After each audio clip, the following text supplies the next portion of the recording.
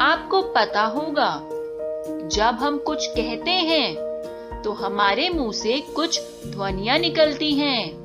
इनका कुछ ना कुछ अर्थ होता है। ध्वनियां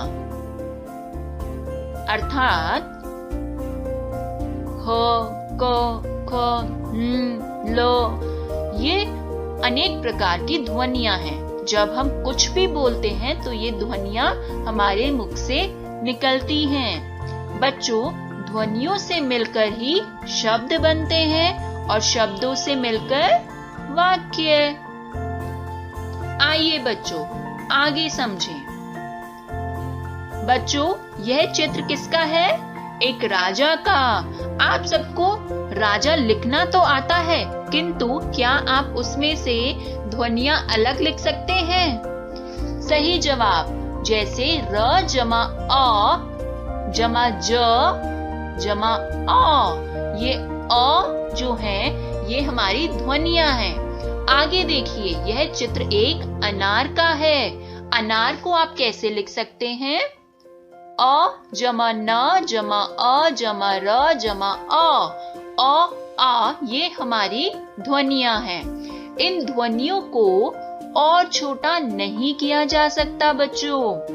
इन ध्वनियों के लिखे जाने वाले रूप को वर्ण या अक्षर कहते हैं।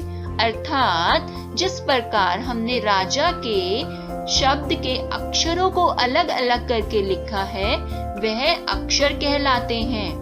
वर्ण भाषा की सबसे छोटी इकाई है। वर्णों को मिलाकर ही शब्द बनाए जाते हैं। चलिए अब आगे वर्णमाला के बारे में पढ़ेंगे।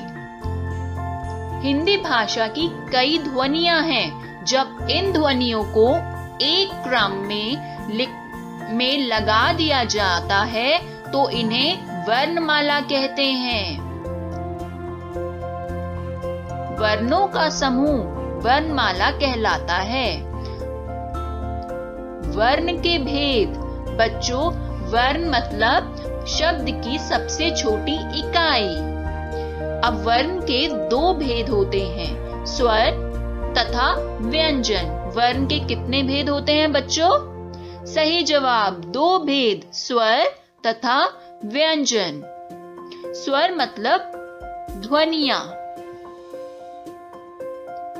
स्वर, हिंदी में 11 स्वर हैं। स्वर बिना किसी वर्ण की सहायता से बोले जाते हैं। अर्थात हमारी जो ध्वनियां हैं, जो मात्राएं हम इस्तेमाल करते हैं, उनको किसी की सहायता की जरूरत नहीं है बच्चों। उनको हम किसी व्यंजन के बिना भी उच्चारण कर सकते हैं। तो बच्चों, हिंदी में कितने स्वर हैं? 11। इन स्वरों को ध्यान से पढ़िए। अ, आ, ई, उ, ऊ, ऋषि, ए, ओ, औ। इसी प्रकार अभ्यास कीजिए।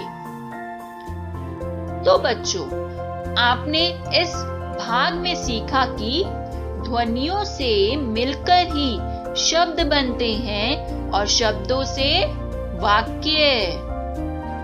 ध्वनियों के लिखे जाने वाले रूप को ही वर्ण अर्थात अक्षर कहते हैं। वर्ण भाषा की सबसे छोटी इकाई है। वर्णों का समूह वर्णमाला कहलाता है।